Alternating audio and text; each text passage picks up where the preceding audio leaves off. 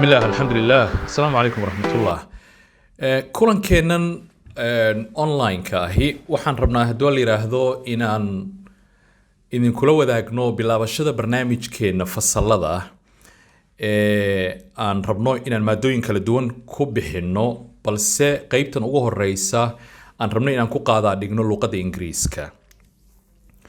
Nasiib wanaag arday aad iyo aad u tiro badan ayaa ku xiran nidaamkeena waxbarashada online-ka gaar ahaan koorsooyinka luqadda Ingiriiska oo ay kumanaan arday qaadanayeen sanadihii la soo dhaafay. Balse waxay ahaayeen self-paced courses oo ardayga isaga uu iswadayo waxaana dareemaynay in ardaydu ay aad iyo aad u danaynayaan barashada luqadda balse disciplinkii loo baahnaa qofka inuu isaga iscontrolo isku ilaaliyo uuna nidaamka loo dejiyo u raaco si adag inay aad iyo dadka intooda badan ugu adag tahay walidaalika tirada dadka dhamaysanaya koorsada ama sida loo baahnaa uga faa'iideysanayo ma aynan gaarsiisanayn meeshii loo baahnaa baahidaas iyada ah darteed ayaan waxaan sameynay qiimeyn ardayda iyo su'aalo aan weydiinay survey ayaan u dirnay 7500 arday ka badan ayaa ka soo jawaabay 89% waxay isku raaceen inay u baahan yihiin in luqadda ay u helaan fasallo ama online ha noqdo ama in person ha noqdo marka in personka wali go'aan kama aan gaarin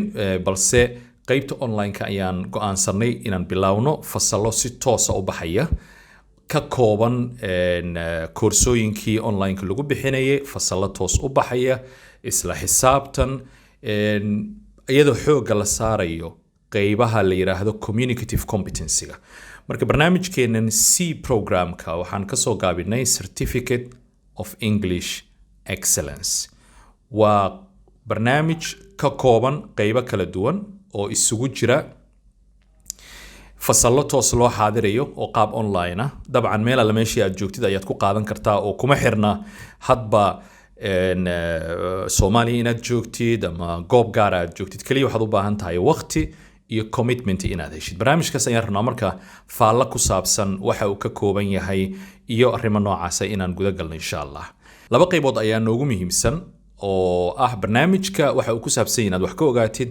iyo manhajka barnaamijka iyo ahdaafta inagu aan kale nahay dhinacyada xoogga aan saari doono insha Allah waxaa jira in dhawaalaba inaan wadnay barnaamij VIP ah oo luqadda iyo businesska aan coaching ku siinayno dadyo kala duwan oo gaar ahaan dadka si gaar ah u daneynayay inay horumarsadaan laakiin waxa ka qayb qaadanaya kaliya dad kooban maadaama barnaamijka uu aad qaali u yahay marka loo eego dhalinyarada Soomaaliyeed iyo dadka intooda badanba laakiin ganacsatada dadka Ilaahay wax siiyay aad bay uga faa'iideysanayeen qofka marka uu rabo inuu helo one on one coaching inuu helo barnaamijka iyo ciladaha haysto si gaar ah isaga loola xalliyo si durbana uu rabo inuu wax u helo marka VIP-gaas aan soo wadnay tirada dadka ka qayb qaatay aad bay u yaraayeen marka loo barbardhigo ardayda 30,000 ka badan ee ka diiwaan galsan nidaamkeena waxbarashada online-ka inagoo marka ka duulayna taas ayaa waxaan go'aansanay inaan bal helno in aan ardayda siini karno fursad ku aadan barashada luqadda iyo barnaamijyada kale ama business ha ahaado ama is-horumarinta shakhsi ha ahaado ama qoysaska ha ahaadaan inay heli karaan fasallo iyaguna ay ka faa'iideysan karaan qiimo ahaan marka la eegana aad iyo aad uga yar midaan hadda VIP-da lagu dhigto iyo muxuu ahaa ishe counseling-ka kaloo aan bixino oo laga yaabo dadka qaarkood inay aad iyo aad qaali ugu tahay luqadda Ingiriiska marka la eego marka waxaa jira qaab loo baran jiray the old way qaabkaas masalan waxaa la aaminsanaa saacado tiro badan qofka inuu u baahan yahay luqadda si uu barto oo laga yaabo maalmo iyo saacado yani maalin walba inuu u baahan yahay 8 saacadood 9 saacadood luqadda inuu ku dhex jiro ama uu ku qasban yahay inuu fasalkii joogo hadduu qofka intaa geliyo ma xuma uu helayaa uu baran karaa luqadii si degdegna waa laga yaabaa waqti inuu u baaqdo laakiin qasab ma aha oo qofka si luqadda u barto waxaa dhici karta mararka qaarkood isagoo intaasoo saac ku bixiyay inay wax badan ka soo bixin sidoo kale the old way waxa weeye in grammarka iyo naxwaha luqadda qofka haddii uu si fiican u yaqaano inay ka turjumayso proficiency-giisa iyo kartida uu luqadda u leeyahay inay aad iyo aad u sarreyso midda iyada ahna sax ma aha oo grammarka inaad aad ugu fiican tahay ma damaanad qaadayso inaad ku fiican tahay luqadii adeegsigeeda, qoraalkeeda, ku hadalkeeda, noloshii iyo waxbarashadaada inaad ku guuleysan doontid. The old way waxaa ka mid ah tusaale ahaan 2 sano 5 sano ayaan u baahan tahay luqadda si aad u baratid oo kale. Actually luqad ajnabi marka aad baranaysid weliga allaha waad u baahan tahay inaad kusii dhex jirtid waxun baa kuu kordhaya. oo taadii hooyo ayaa ilaahay hadda waxaad baranaysaa erayo iyo fariisyo iyo jumlado cusub maalin walba. laakiin waqtigaas dheer waa la soo gaabin karaa haddii aad heshid nidaam aad raacid, haddaa heshid coaching iyo guidance fiican haddii aad heshid. waxyaabaha the old way ah waxaa ka mid ahaa hadalka badan qofka wuxuu u horseedaa inuu luqadda si fiican ugu hadlo. taa iyada ahna sax ma aha. haddii hadalka uunan fiicnayn oo hadalka erayada aad isticmaalaysid dhinacyada aad ka eegaysid haddayna fiicnayn oo kale waxaa kugu adkaanaysa hadhow dambe inaad caadooyinkii xumaa ee kuu soo hormaray inaad bedeshid. oo hadda waad arkaysaa dhallinyaradeenna marka ay hadlayaan luqadda waxaa laga yaabaa inay aad iyo aad uga hadlayaan, laakiin dhankii naxwaha markaad eegtid, dhankii munaasabnimada markaad eegtid, dhanka doorashada iyo ikhtiyaaraadka erayada la dooranayo intaba mashaakil badan ayaa ka taagan. qofkii soo aad u hadlaya ayaa haddana tayada hadalka aynan aad u fiicnayn. The new way marka wuxuu kuu noqonayaa inaad heshid weeye system iyo framework fadhiya hore loo tijaabiyey adduunyada kale laga isticmaalo. su-aasha meesha taagana waxay tahay horta adduunyada luqadda waa laga bartaa, sidee loo bartaa? inkastoo dugsi hoose dhexe sare qofka inuu ku qaato ay fiican tahay luqadda si uu waqti fiican ugu helo, haddana waxaa jira dad aan luqaddii u dhalan, dugsi hoose dhexe sarena kusoo qaadan, laakiin markii ay nidaam raaceen muddaba ha ku qaadatee luqaddii markii dambe master grade si fiican u fahmay. marka waxyaabahan isticmaali doona waxaa ka mid ah innaga nidaamkeena CFR iyo UNFL. UNLF iyo CFR waa 2 frameworks oo aad iyo aad loo isticmaalo. faaladoodana gadaal ayaan ku arki doonaa haddii la yiraahdo. waxaan xoogga saari doonaa the new way waxa weeye communicative competence. qofka inuu luqadda ku samayn karo xiriir, luqadda inuu ku hadli karo, qori karo, u adeegsan karo noloshiisa, ama ha ahaado ganacsi, ama ha ahaado shaqo, ama ha ahaato waxbarasho. The new way sidoo kale waxyaabaha ay ka caawinayso waxaa ka mid ah inaad u baahan tahay comprehensible input. yacni wax badan oo aad fahmi kartid waa inay dhagahaaga ku dhacaan. masalan dhagaysi tiro badan, akhris badan, daawasho badan ayaa ah the new way oo luqadda aad u baranaysid. kaliya kuguma filna inaad maanto dhan daldalantid, kuma filna. Actually taas laftigeed ayaaba caqabad ku noqon karta mararka qaarkood sida daraasooyinka ay sheegayaan. laakiin qofka haddii uu helo wax uu fahmi karo haba yaraato oo dhagaysi ama akhrisa ama uu daawanayo, over time cabaar markuu socdo waxay u badan tahay qofkaasi inuu hadalkan u fududaado. sidoo kale less is more, wixii yar ayaaba kaa badanba. wax yar baad u baahan tahayba hagid fiican maalintii ood waqti kooban gelisid luqadda iyo isla xisaabtan. haddaad heshid oo kale waxay u badan tahay inaad aad iyo aad uga faa'iidid waqtigaaga inaad uga faa'iidsid luqaddani si fiican u baratid. marka maadaama aan hadda fahamsannaho naqaano the new way iyo the old way, bal aan fiirino barnaamijkeena cohortiga cusub ee fasalada kooxda intaan u samayno, kadibna ay ku qaadanayaan fasaladooda qaab online ah iyagoo isugu jira qaabab kala duwan. aan fiirino barnaamijkaas waxa uu ku saabsan yahay. barnaamijkeena aslan waa qaab hybrid ah weeye. hybridku waa isku dar. waxaad qaadan doontaa koorsooyin online oo hore loo duubay oo diyaarsan. waxaad dhegaysan doontaa codad, waxaad daawan doontaa muuqaallo, waxaad akhrisan doontaa buugaag. intaasoo dhan waxaa sii wehelin doona in live coaching classes ay dhici doonaan, fasallo toos loo soo xaadirayo, waqti inta la gooyo la leeyahay hala yimaado, kadibna halkaas aan ku qaadan doono insha Allah. 4 qaybood ayaa marka muhiim u ah mar haddii laga hadlayo communicative competency-ga xagga luqadda qofkii raba inuu si fiican u master gareeyo, gaar ahaan qofka raba luqadda authentic social and school environments. haddaa rabti inaad ku isticmaashid luqadda dhabta ah waa in 4 tiir ay ku leedahay. waxaad arki doontaa 4 tiir markaan sharaxno innaga ardaydeenna iyo qaabka aan u dhigno waxaa muuqanaya in hal tiir aan xooga saarno inta badan.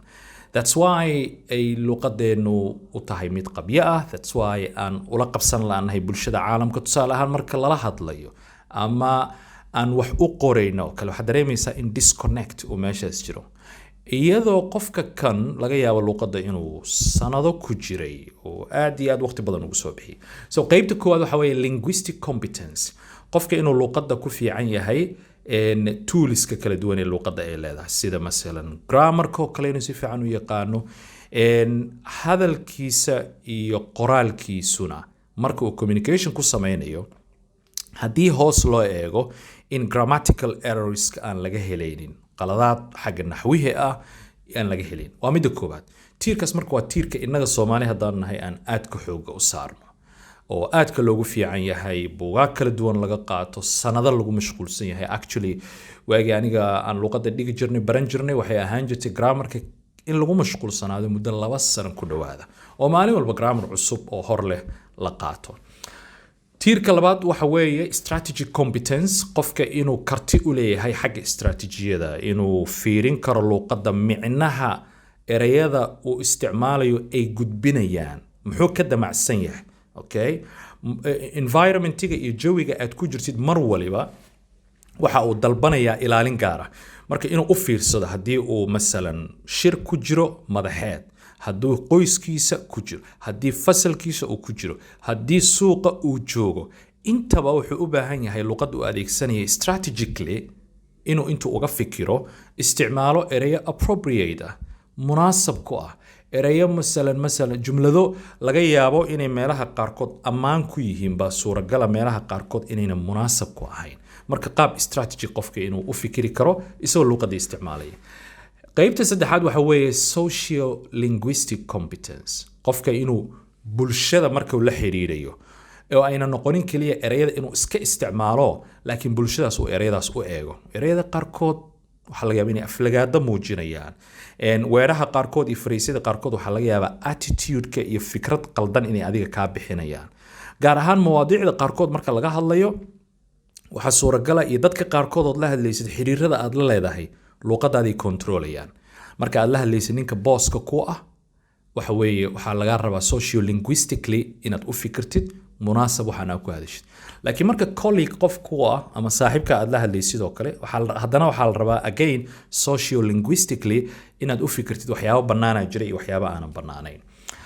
iyo qodobka u dambeeya oo discourse-ga waa qaybta ugu sareysa weeye, waa qofka marxalad wuxuu gaarayaa luqadda aaladaheeda kala duwan markuu isticmaalayo, deviceska iyo patterns-ka aaladaha markuu isticmaalayo, inuu isticmaalayo jumlado sophisticated ah, jumlado casri ah, jumlado isku xirxiran, jumlado iskaabaya. Tusaale ahaan hadda erayada oo xiriirinta caadiga markaa isticmaalaysid and iyo but iyo however iyo markaa isticmaalaysid mid waliba xilli waliba munaasab ma aha, mid baa munaasab meel ku ah, mid kale munaasab ku ah inaad baran kartid. Marka 4 tiir waa tiir waliba muhiimad gaar u leeyahay, laakiin qofka markuu isku darsado oo 4tuba xooga uu saaro, nidaam 4tooda ka wada fikirayana uu dhaxmaro, kadib dhinaca kale wuxuu ka soo baxayaa qofkii oo qiimo leh, qofkii oo luqadiisii ay u miisaaman tahay markuu hadlayo.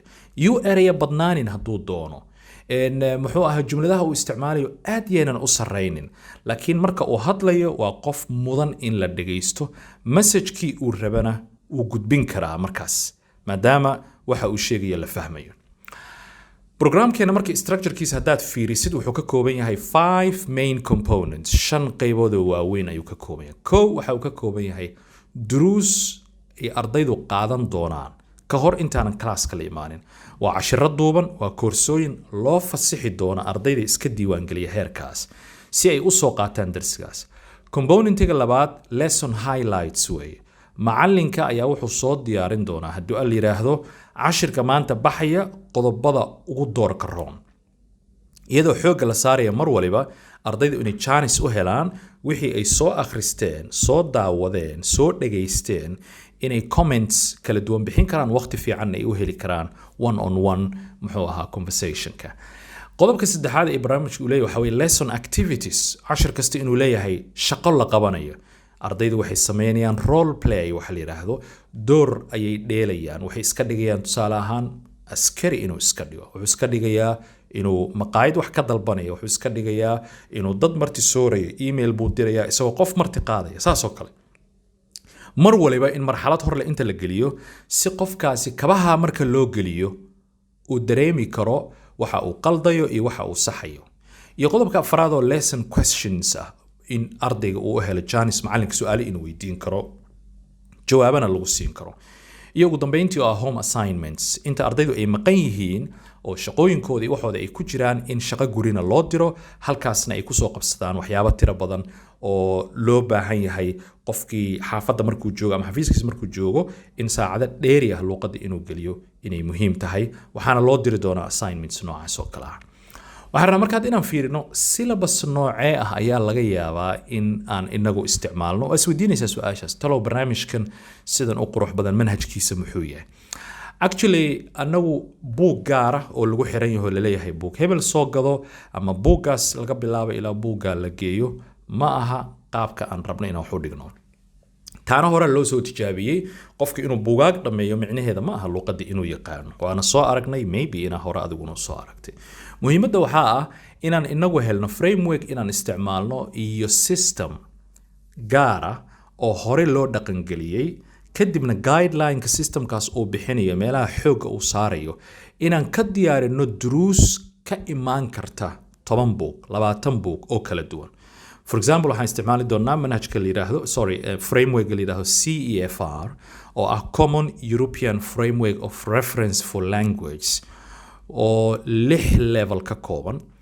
waa nidaam waxbarasho lagu barto luuqadaha, framework fadhiya oo laga fikirayo. actually 2001 meelahaas ayaa la soo daayay, laakiin maalin walba fine tune lagu sameeyay, waa la sii turxaan bixinayay luuqad walibana oo kiyaalo lagu eego oo qofka dhigayana uu ku diyaarin karo manhajka, qofka baranayana uu isku kontroli karo way. so ilaa 100 dal ka badan ayaa laga isticmaalaa maanta. ka marka waa framework aan isticmaali doono. sidoo kale waxaa noo garab socda qayb kaloo la yiraahdo United Nations Language Framework ama UNLF. isaguna wuxuu ka kooban yahay 4 level oo kala duwan. waa manhajka qaramada midoobay ee shaqaalahoodu ku tababarto. waa manhaj ay aad uga fikireen. actually wuxuu ku salaysan yahay isla CEFR-ka, laakiin intay turxaan bixiyeen ayay waxay ku saleeyeen shirarka UN-ka laga galo, qofka siduu professional u noqon lahaa, qowmiyadaha kala duwan ee UN-ka ka midka ah, dadka qofkan siduu ula qabsan lahaa bulshooyinka caalamka marka uu la shaqeynayo. marka waa manhaj aad iyo aad loo turxaan bixiyey, imtixaanaan lagu galaa qaramada midoobay dhexdeeda. marka sababtaan ugu soo darnay wax kale ma ahayn, ardayda waxaan u rabnaa marka ay luuqadda bartaan consultants ay noqon karaan, UN-ka u shaqeyn karaan, la taliyaal hay'ado kale ka noqon karaan. walidaalika meeshaas waxa ay ku isticmaali doonaan inay hadda sii og yihiin oo ay ku sii practice gareeyaan oo ay sii haystaan aad iyo aad u fiicanta. marka that's why labada framework aan intaan isugu darnay aan rabno mid waliba inaan ka soo qaadano hadba levelka la marayo, waxa prescription-ka ah ee loo qoray ee la rabo qofkan inuu ku guuleysto, inaan ardayga u diyaarino, kadibna ku controlno, kadibna saas ugu hagno. ilaahay idinkiis marka qofka uu maro dhibow noocaas oo kale ah, tababar noocaas oo kale qofku markuu maro isagoo dhex maraya frameworks kan saa u fadhiya, waxaa hubaala inuu ka duwanaani doono kana fiicnaan doono markii uu dhex mari lahaa qaab cashwaa'i ah oo iska soco ah ama buug gaara intuu ku xirnaado, kadibna ugu dambeyntii wax noqon doona aan la ogeyn. arrimaha kale muhiimka waxa weeye CEFR-ku isagu wuxuu leeyahay descriptors wax la dhaho, waxbaa qeexaya qofka levelkan haduu marayo intaana uga baahannahay, qofkan levelka haduu marayo intaasaa looga baahanya. for example haddaad fiirisid language proficiency-ga, luuqadda qofka marka uu rabo inuu si fiican u barto, maxyaabaa laga fiirinaya maxaa ka mid a marka competency-giisa guud waa sidee, kartidiisa oo luuqadda waa sidee, kartidiisa xiriirka waa sidee, istaraatiijiyada uu isticmaalayna waa maxay. haddaad each level fiirisid waxaad arki kartaa luuqadda ingiriiska kaliya ma aha, xataa luuqadaadii Soomaaliga markaad isticmaalaysid waa lagaaga fiican yahay masalan inaad fikradaha qaarkood sharaxdid oo kale, waayo waxaanan hormarsanayn maskaxdaada qaybta diyaarisa hadallada, qaybta diyaarisa qoraalada ayaa laga yaabaa inay u baahan tahay inay practice qaadato, exercise tiro badan ay qaadato. Marka inta lagu jiro waxaan rabnaa marka qofka in laga dhiso linguistic, sociolinguistic iyo pragmatic. waa saddexdii hadday aan soo sheegno qofka in laga dhiso in wixiisii ay saxan yihiin, bulshadii uu qiimeyn karo, isagana qaabka uu adeegsanaya inay noqoto luuqad pragmatic ah oo duruufta ka turjumaysa, sophisticated oo casri ah oo kale inuu isticmaali karo. inagu marka waxaan maqli jirnay speaking, reading, writing wax la mid ah, laakiin nidaamyadan casriga ah waxay fiirinayaan oo ay yiraahdeen communicative language activities loo baahan yahay. qofka xiriirka luuqadda talaabooyin inuu qaado muhiim ay tahay ayaa jira. waa receptionkii, qofka inuu reception samayn karo, micnaheedu waxa weeye qofka inuu wax dhageysan karo, wax qaabili karo, heli karo, kadibna fahmi karo. meesha labaad oo lagu fiirinayo waxaa ka mid ah production, qofka inuu wax soo saari karo, masalan uu hadli karo. levelkaas hadduu marayo waa in hadalkiisa intaa uu isticmaali karaa, waa inuu ilaa intaa eraya isticmaali karaa, saas oo kale. amaba inuu wax qori karo. production sometimes wuxuu noqon karaa in writing and in speaking.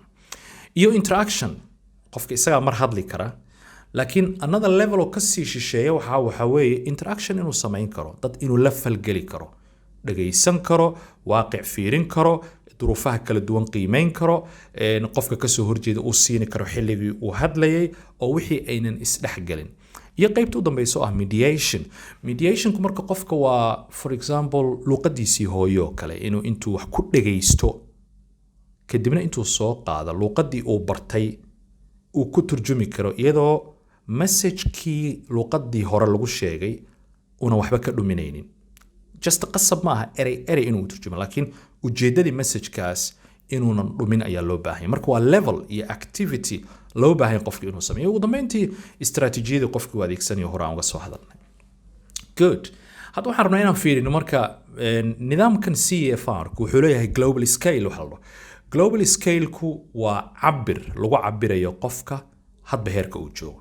caadiyan 3 heer ayaa aasaas u ah marka laga hadlayo CFR-ku waa basic user, independent user iyo proficient user. marka qofka marka ugu horeeya wuxuu noqonayaa basic-ga labadan level way waa A1 iyo A2. mid walibana waxaa laga rabaa baahi gaara. masalan A1 markuu maraayo kale inuu ereyar isticmaali karo, inuu dadka isbari karo kale, inuu adeegsan karo waxyaabaha oo tartiib intuu u hadli karo, tiro badan uu gashan karo. that's A level. so qofka haddii intaa laga helo hambalyaa laleeyahay, waa loo sacbatumaya, waxaa laleeyahay good job, waad fiican tahay, because levelkaas inta laga rabo way cadda. marka isagoo faalaysan wuu imaan doonaa oo de waxaa ku arki doontaa grammar maxaa laga rabaa, hadalkii maxaa laga rabaa, ereya meeqaa laga rabaa, waa arki doonaa. A2 oo kale isaguna sidoo kale waxbaa laga rabaa. B1 waxbaa laga rabaa, B2 waxbaa laga rabaa, C1 waxbaa laga rabaa, C2 waxbaa laga rabaa. hadafka marka inagu aan leenahay waa maxay marka? each level marka la marayo qofkan waxa uu u baahan yahay inaan uga keeni karno meelo kala duwan, hadafkuna uu yahay in qofka kan uu la kulmo shuruudahaas isaga ah. haddii qoraal laga rabayna uu qori karo, haddii hadal ahayd uu hadli karo, haddii dhagaysi ahayd uu wax fahmi karo to certain level. 100% maaha, laakiin ilaa xad inuu samayn karo. waxaan fiirinaa marka communicative competency-ga marka la joogo ama kartida qofka xiriirka luuqadda uu yeelanayo. meelaha laga eegayo waxaa ka mid ah muhiimka ah qofka luuqadda markuu baranayo oo innagana xooga aan rabno inaan saarno. masalan linguistic range-giis muxuu yahay, luuqadda ilaa xad intuu u isticmaali karaa. sometimes waxaa laga yaabaa waxbarashada fasalka inuu isticmaali karo, maya inuu isticmaali karo dad Soomaaliyeed bas inuu ku dhex isticmaalo la hadli karo, laakiin qof ajnabi hadduu hadlo inuu furaha ka dhumayo kale tusaale ahaan. waxyaabaa la fiirinayo kale waxaa ka mid ah vocabulary-giis, ereyadiisa ilaa heerkay gaarsiihiin, qof versatile ahoo ballaaran oo ujeedooyin kala duwan adeegsan kara. grammatical accuracy meelaha la fiirinayo ka mid tahay, naxwo ahaan ma saxan yihiin, ereyada isticmaalkooda, dhawaaqiisa, meelo badan baa laga eegayaa. iyo dhinaca kale oo haddii la eego dhanka pragmatic competency-ga la dhaho, qofkan luuqadda ma u adeegsan karaa naxwo uu saxo iyo ereyo uu isticmaalo wax ka badan ma u isticmaali karaa. tusaale ahaan flexible ma yahay oo luuqadda masalan isagoo isticmaalaya C2 intuu soo bedelo ma adeegsan karaa oo ma la hadli karaa qof A2 ah tusaale ahaan iyo ten taking wax la dhaho qof uu la hadlaya oo la xiriiriya masalan qofkan ma siini karaa masraxa intuu sugo dhageysto haddana masraxa tookadiisii ma qaadan karaa wax appropriate ama ku hadli karaa okay iyo isku xirnaanta guud ee hadalkiisa sida precisionka oo u yahay fluency-giisa la fiirinayaa fasaaxada qofka heerka u yahay marka la leeyahay qofka luqadan uu adeegsan karaa waxaad arki kartaa marka in loo baahan yahay wax ka badan grammar wax ka badan ereyo la xifdiyo wax ka badan buug gaar oo la barto it's just maskaxdii loo diyaarinayo weeye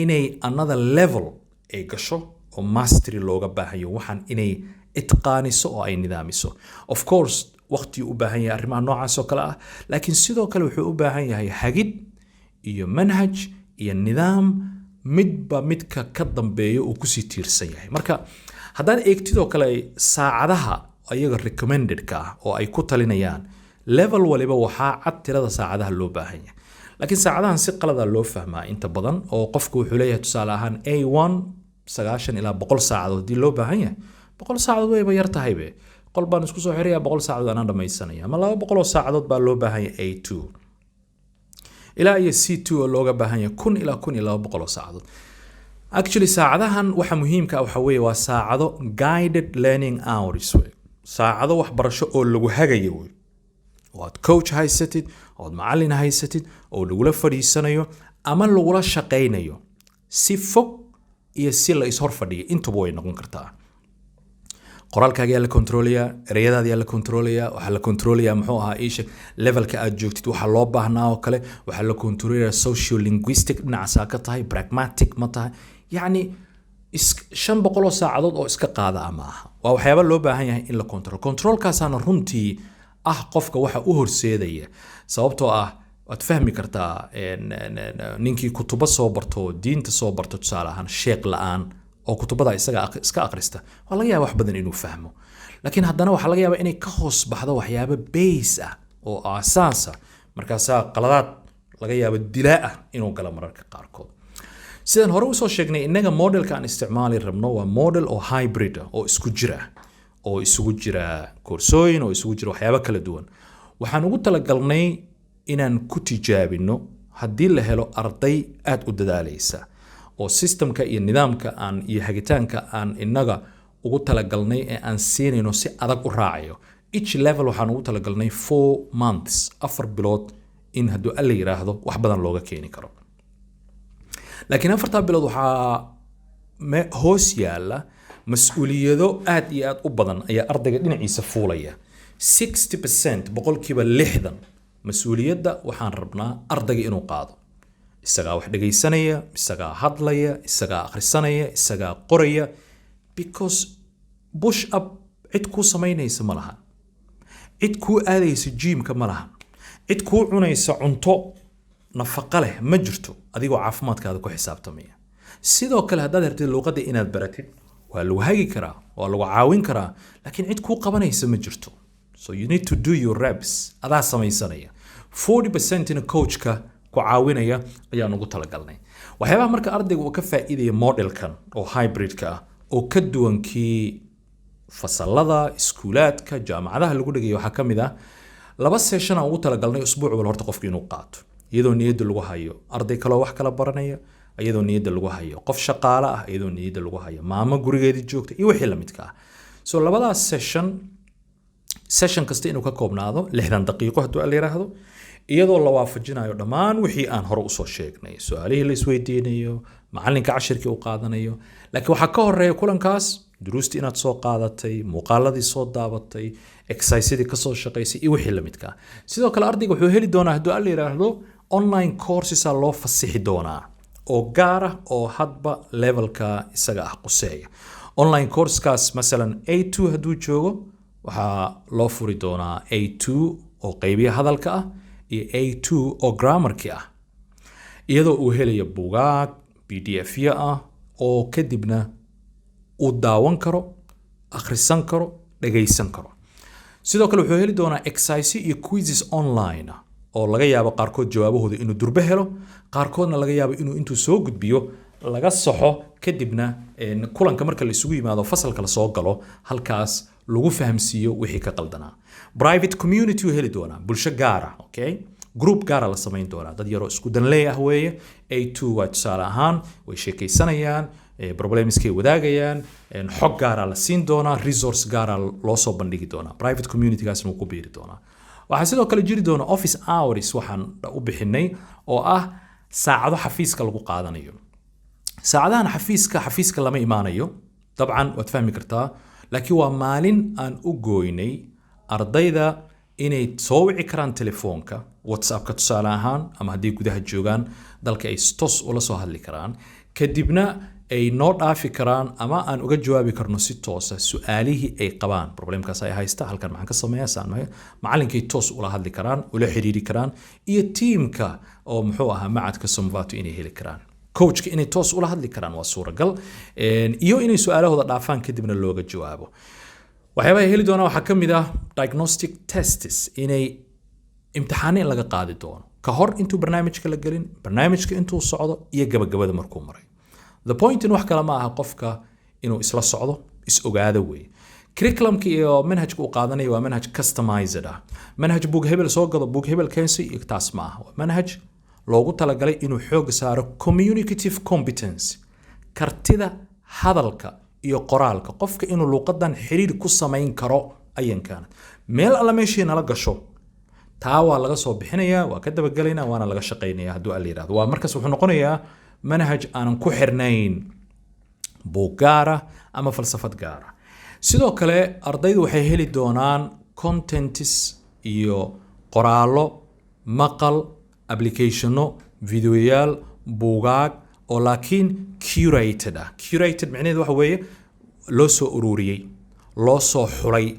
meesha aad YouTube intaa gashid aad dhila new English baan rabaa inaan barto, wax badan baan qorayaa, kan fiiri, kan baa fiican, kan intaad dhihi lahayd innaga kuu soo xulayna best of the best, qaybaha ugu fiican ee suuragalka ah, ee freega ah, iyo wixii paid ah. Hataa kuwa qaarkood adaa gadanaya intaad iibsatid, laakiin innaga waa ku hagayna, waxaan ku leenahay oh that's good, that's not good, waa lagu hagayaa. Marka ma aha ka heli maysid adiga, waxa laga yaabaa inay kugu qaadan lahayd saacado iyo maalmo iyo bilooyin inaad heshid contentiga muhiimka, laakiin innaga kuu soo diyaarinayna. haddii la yiraahdo khubarada iyo macallimiinteena ayaa kuu soo xulaya, markaas waxaa la wadaagayaa ardaydeena gaarka ah. iyo ugu dambeyntii certificate of completion oo dhamaystirka. waxyaabaha marka ardayga laga rabo ee muhiimka waxa weeye akhriskii, dhagaysigii, hadalkii, qoraalkii, intaba aan soo sheegnay ee CFR-ka laga rabo, UNLFL-kana laga rabo, waa inuu qabtaa.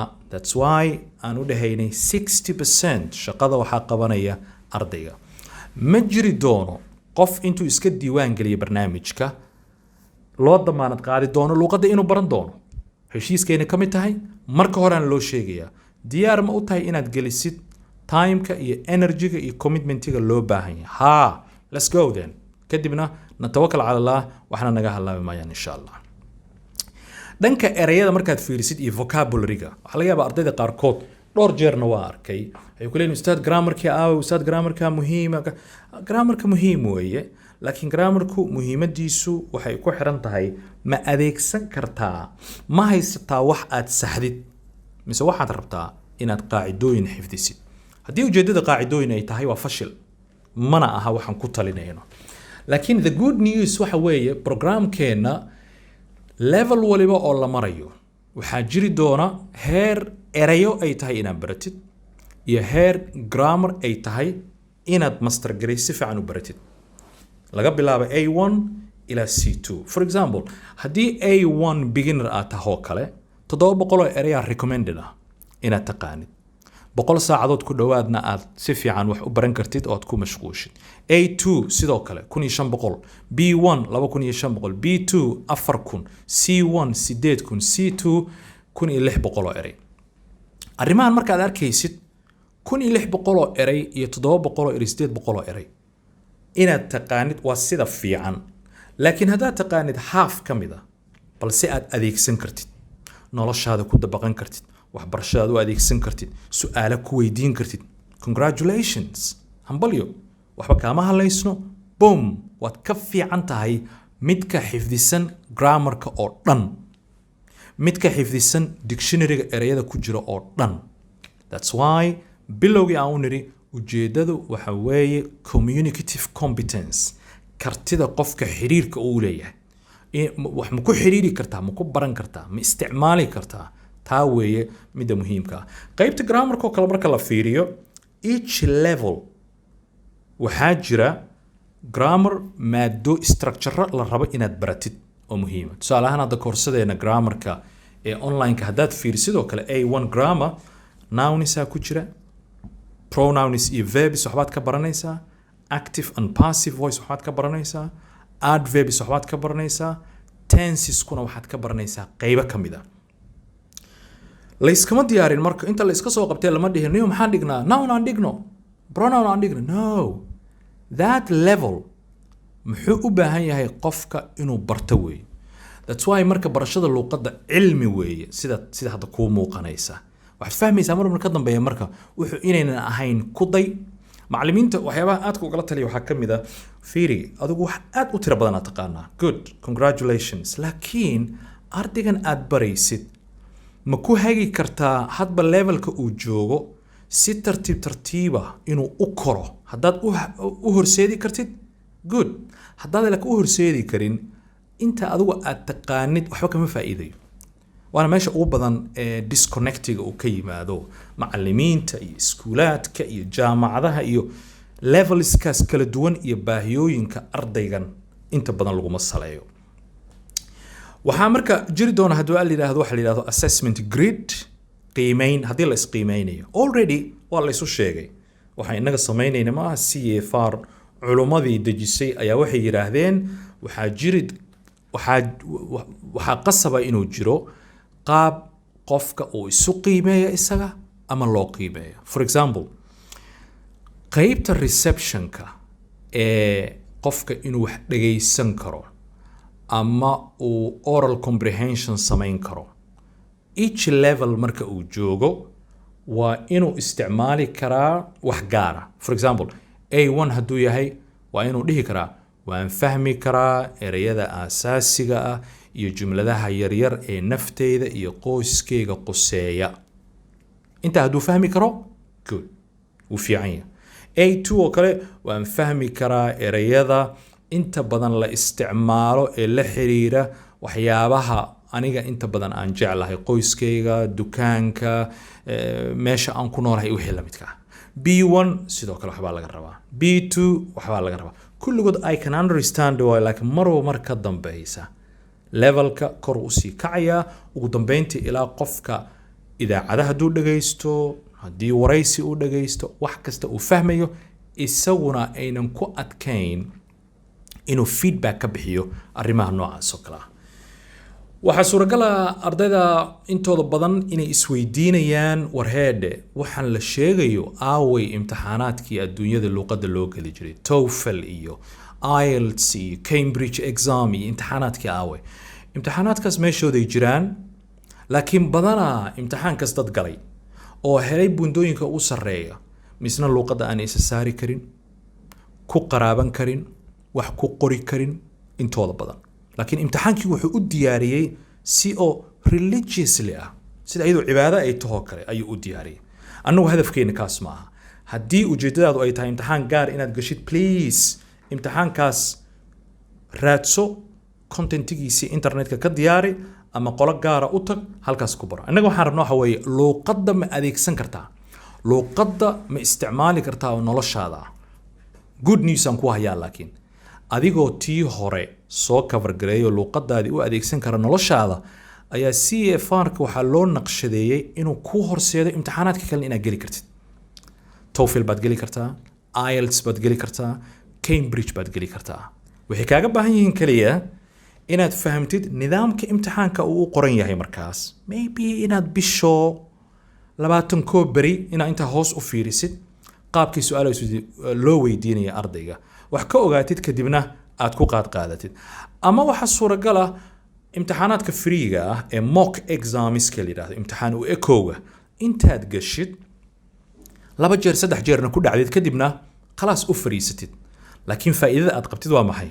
luqadaadii baad u adeegsan kartaa ganacsi, luqadaadii baad consulting u adeegsan kartaa, UN-kii baad kala qaraaban kartaa, beesha caalamkaad kula hadli kartaa, waxbaad ku qori kartaa, imtixaankaagiina durbe intaad diyaarisa ayaad ka socon kartaa. Marka arrinta imtixaanaadkuna waxaan isleeyahay saas in looga qanco, muhiimaddu waxa weeye luqadda in la adeegsan karo. taana waxaa daliil u ah ardaydeena waxaa aad uga buuxa oo dad badan oo ka mid ah Sweden, UK, US, Canada, meelihii luqadda aad isdhahaysay laga yaabo luqadda Ingiriiska xageeba ka timidba dadkii joogay luqadii u baahan inay bartaan. Why? Because luqadda ay rabaan inay bartaan oo ay isticmaalaan ma aha luqadii mainstreamka, luqadii caadiga ahayd oo banaanka lagu isticmaalayay ama ciyaalka xaafadda isticmaalayeen. Maybe qofkan inuu rabo inuu hay'adaha ku biiro, maybe inuu rabo inuu ganacsi international ah samaysto wax la mid oo kale, another level inuu galo waa uu ninka odaga ku qasban yahay. Marka imtixaanka diyaariskiisu wuu sahlan yahay marka loo eego barashada luqadda waxay u baahan tahay. barnaamijkeena waxaad ku qaadan doontaa haddii aad yiraahdo nidaamkeena casriga ee waxbarashada online-ka ah ayaad ku qaadan doontaa. Actually waxaa ka diiwaangalsan 30,000 oo arday ka badan. Ilaahay mahadii waan idinkaga mahadcelinayaa ciddii hore isaga diiwaangelisay ee ardaydeena ka mid ah. Shaqaalaha aan ku tababarno shirkadaha kala duwan ilaa 15,000 ayay dhan tahay oo staff shirkado u ah. casharada ku jira ilaa 700 oo casharo kala duwan oo maqal iyo muuqaal laho maalin walba iyo bil walba lagu daro duruus cusub weeye. marka duruusta ka qaadan kartay luqadda kelima aha systemkeena hadaad gashidoo kale waxaad arki kartaa business, English, waxaad arki kartaa horumarinta shakhsiyadda, ku arki kartaa waxaad arki kartaa teknolojiyada, yani platform aan ugu talagalna weeye in qofka uu ka heli karo horumarinta shakhsiyadiisa iyo ganacsigiisa hadba suu doono. The good thing waxa weeye systemkeena marka isticmaalaysid inaad isla socon kartid, waxaad heli kartaa heerka aad maraysid, waxaad ku qaadan kartaa quizyadaadii, waxaad ku qaadan kartaa duruustaadii, all cashiradaadii waxaad u baahan tahay oo dhan one place inaad ku heli kartid. haddana waxaaba ku sii dheerba inaad duruusti toosna iyadana u qaadan kartid, which is really beautiful. ugu dambeyntii barnaamijkeena aan bilaabayno ilaahay idinkiis waxaa jiri doona cohort, qaybta ugu horeysa oon ku bilaabi doono waxaan u bixinay inaugural cohort.